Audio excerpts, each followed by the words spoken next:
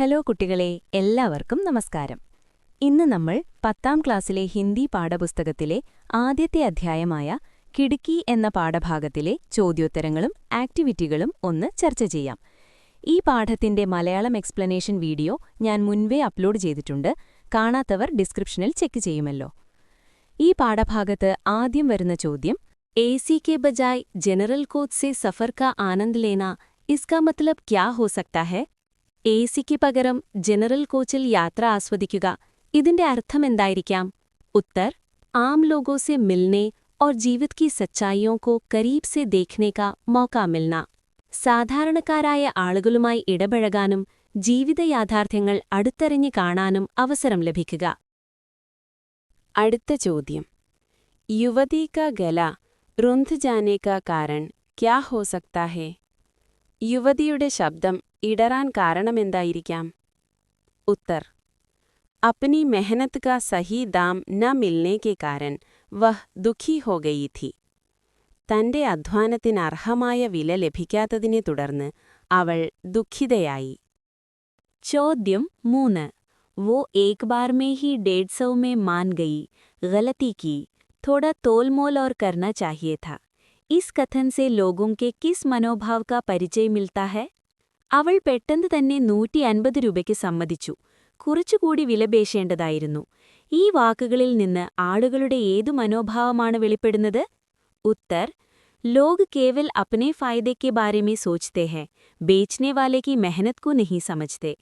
ആളുകൾ സ്വന്തം ലാഭത്തെക്കുറിച്ച് മാത്രം ചിന്തിക്കുകയും വിൽപ്പനക്കാരന്റെ അധ്വാനം മനസ്സിലാക്കാതിരിക്കുകയും ചെയ്യുന്ന മനോഭാവം. അടുത്ത ചോദ്യം, उनकी आंखों में भी वही नमी थी जो आज उस युवती की आंखों में थी. लेखक की पिताजी और उस युवती में कौन सी समानता हो सकती है? അവളുടെ കണ്ണുകളിൽ കണ്ട അതേ ഈർപ്പം, കണ്ണുനീർ അന്ന് അദ്ദേഹത്തിന്റെ കണ്ണുകളിലും ഉണ്ടായിരുന്നു. എഴുത്തുകാരന്റെ പിതാവും ആ യുവതിയും തമ്മിലുള്ള സമാനത എന്തായിരിക്കാം? दोनों मेहनत करने वाले थे और आर्थिक कठिनाइयों से दुखी थे.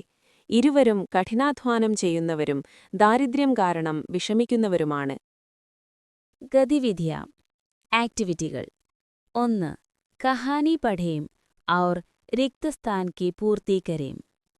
കഥ വായിച്ച് വിട്ടുപോയ ഭാഗങ്ങൾ പൂരിപ്പിക്കുക. ഉത്തർ.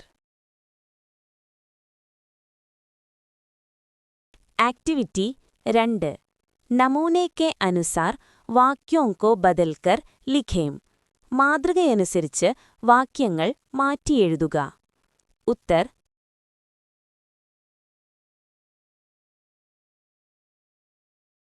ആക്ടിവിറ്റി 3.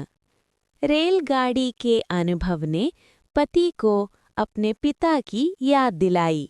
उसकी डायरी लिखें.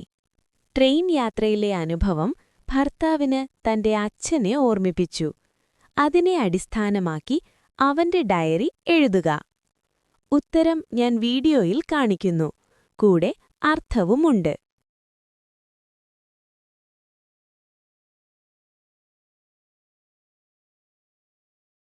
एक्टिविटी 4.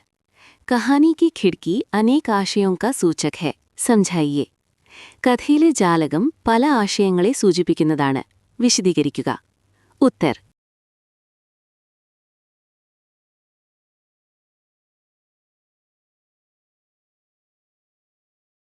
एक्टिविटी 5. कहानी के लिए और एक शीर्षक सुझाएं. उसका औचित्य भी बताएं.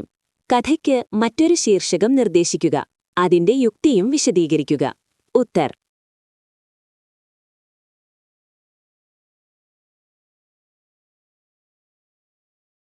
കുട്ടികളെ, നിങ്ങൾക്ക് വീഡിയോ ഇഷ്ടമായാൽ ലൈക്ക് ചെയ്യാനും നമ്മുടെ ചാനൽ സബ്സ്ക്രൈബ് ചെയ്ത് സപ്പോർട്ട് ചെയ്യാനും നിങ്ങളുടെ അഭിപ്രായം കമന്റായി രേഖപ്പെടുത്താനും മറക്കരുത്.